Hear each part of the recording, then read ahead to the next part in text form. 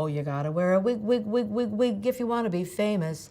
You gotta wear a wig, wig, wig, wig, wig if you wanna be smart.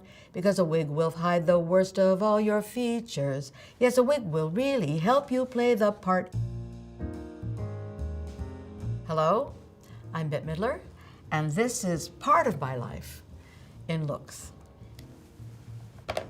Okay. This costume was made by a woman named Patton Siprott. She was the costumer for Fiddler on the Roof. Fiddler on the Roof was just a phenomenon in New York. And on this show, I met a hairdresser named William Hennessy, and he became my best friend. His customers called him Mr. G, and I became Miss M. He started calling me Miss M when I was in this show, and he became one of my best friends. When I was finally asked to do my act, my 20-minute act, in a bathhouse in New York City, he filled in the gay gaps that I didn't really understand, and we wrote jokes together, and he was my bestie for many, many years. Here I am with Barry Manilow, who turned out to be the greatest musical director I ever could have found at this point. It was just an accident. He found the same things funny that I found funny. And he had a vast musical knowledge of all kinds of pop music.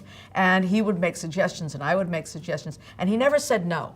He never said, that song stinks, don't do it. I am wearing a hot pink sequined gown with a pair of platform shoes. I was one of the early adopters of platform shoes. And I remember going to Paris for the first time in 1974 with my platform shoes and my tight little jeans and my little chubby fur and fake fur. And I remember being surrounded by a group of school children in uniforms, and they were all laughing at me and pointing at my shoes. And I couldn't figure out, was I too early or was I too late? Because you know how the French are. This is from the movie Beaches. Cece's character has very big, bold looks, and some of those costumes were my own. And some of them I went to a thrift shop in Santa Monica and bought, and they were Cher's. They were Cher's old wardrobe. When we were doing the press for that show, for this movie, I told them that. Of course, nobody believed me, but it was really true. In certain scenes, I'm wearing Cher's old wardrobe. In the scene with the white dress, that is Christian Lacroix of when he was at Patou. I ran over there, and I was in Paris. I ran over there, and I got a whole bunch of stuff. One of my dearest friends, a guy named Bob DeMara, who was a costumer, was the costumer on this picture, and at in the middle of the picture, his partner got sick, and was diagnosed with AIDS, and he left the picture. This whole picture was a blessing and a joy to make, but it had sorrowful moments too. Yeah, this movie really spoke to people, and yeah, the first time I saw it, I wept copious tears. My daughter didn't see it until she was about, I would say maybe 17. It undid her too. It's a love story, and it has everything. Here's a joyful moment. And this is one of the great highlights of my life, because this was built by my friend the costumer, Bob DeMara. It's an apron. It went over a little leotard thing. This was Johnny Carson's last show. He was so important in my life. He pushed me along and gave me such a big break. I never expected him to be so kind. And it's so funny because still to this day, people still come up to me on the street and say, I loved what you did for Johnny Carson. He was so loved, so beloved. And I personally thought he left too soon. This is one of the highlights of my life, and I'm talking as a woman who's had a lot of highlights. I've been very lucky. This, of course, is the great Winifred Sanderson of the Sanderson sisters, the first Hocus Pocus movie, costumed by Mary Voigt. And the palette she chose was blues and greens and purples. And I told my people, my hair and makeup people, that I wanted to look like the Red Queen in Alice in Wonderland. I wanted the hair to be this certain shape, this sort of heart-shaped, and I wanted to have no eyebrows, and I wanted to have just little tiny little red specks and have just two little, I actually designed that makeup myself. And I was very, very proud of it. The nails are very curved, and the teeth, and I wanted the teeth as well. So we found Kevin Haney, who built the teeth. The costume is sensational, but my feeling was that the wig really sold it.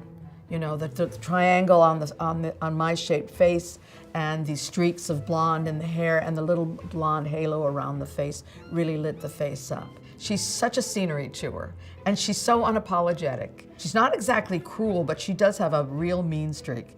And I just loved her. While she is very, very tough, she does have that vulnerable side, and she is insecure, and she does get weepy. You know, it's just that close to the surface. That's the thing about comedy. It's only a quarter of an inch away from tragedy. This picture is the poster of the movie, and we got suits and we got cigars. And I must say, we all look terrific. This was one of the most fun shoots I ever had. This was what they decided on. This was what the advertising people decided we should look like. But really in the movie, we didn't look like this at all. The first picture I made, which was the rose, I wore my own hair and I practically went bald. So I decided, oh, it's wigs for me. So every time I make a picture, I start with the hair. If I don't have the hair right, I don't have the character. I simply just don't have the character. And the last image is those white suits, which became iconic. I was really, really surprised. When I first saw them, I said, oh, no way. White shoes, that's like rule number 1 in show business, make your feet look big. But they talked me into it. Let's see, what's next? This is Bathhouse Betty. This was a sort of homage to Mae West because she was about my size, and she stood on an orange crate so that she looked really tall. She insisted on looking tall. She always wore platforms. And this was made for me by Bob Damara. I always told him, Bob, you gotta make me look tall.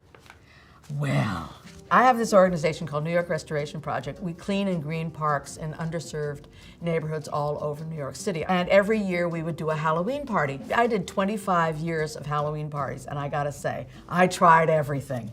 This is my homage to the chef world. I was supposed to wear an entirely different costume, but I got a black eye the night before. I got a black eye the night before the gala, and I had to adjust. I had to improvise. I sent my husband down to the uniform store to get a pair of chef's pants and a chef's outfit and kitchen clogs, and this is what we came up with. Let me point out to you that I'm wearing Crocs. I think the Crocs really sell the idea. You know, it was the time of the celebrity chefs. And I thought, well, why not? You had to wear Crocs, that's what they wore. And of course, don't forget the cleaver. The cleaver doesn't hurt either. Oh my. Here I am with Marc Jacobs. He made this for me. It's a custom order. I went down to the studio and I looked at fabrics. I think that we decided that because it was wheels, these wheels sort of spoke to the theme. And the headdress seemed to speak to it too. It came in a green, it came in a purple, it came in, and I chose this because I was just showing gray hair at the time, and I thought, gray. So these are the gray years.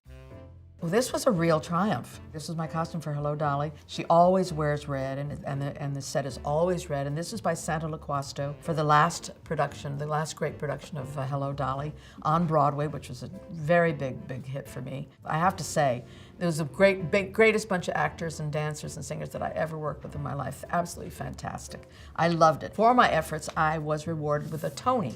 And Michael Kors, he made this dress for me, another custom order, and he was really happy to do it. I think it's a great dress. The only thing I wish I'd worn my silver hair. I think I'm wearing a wig here too.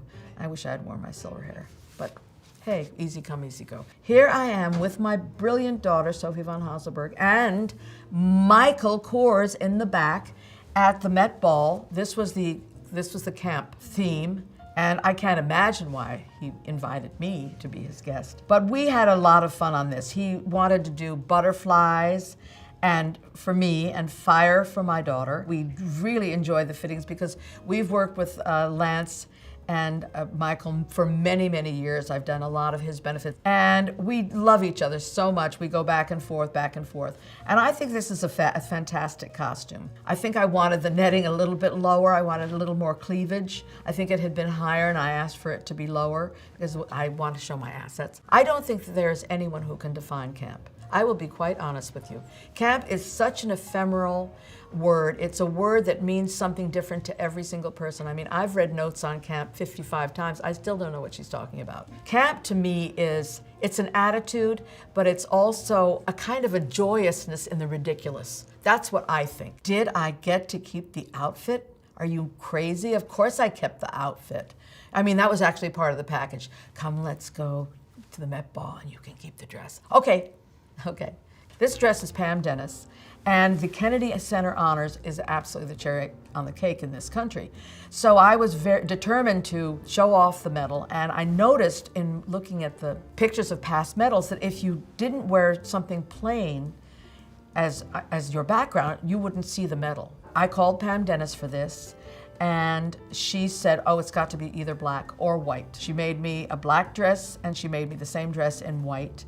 And I was doing fittings with her down at in the garment district with a man who makes pleating, the premier pleater in Manhattan. I've worked with magical, magical people. And I have to say, it's been a blessed life. It really has been. It's been how did this happen to me? Are you sure I'm not dreaming?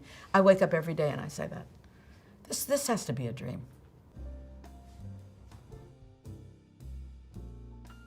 And that was my life in looks. Thank you for having me. That was so much fun.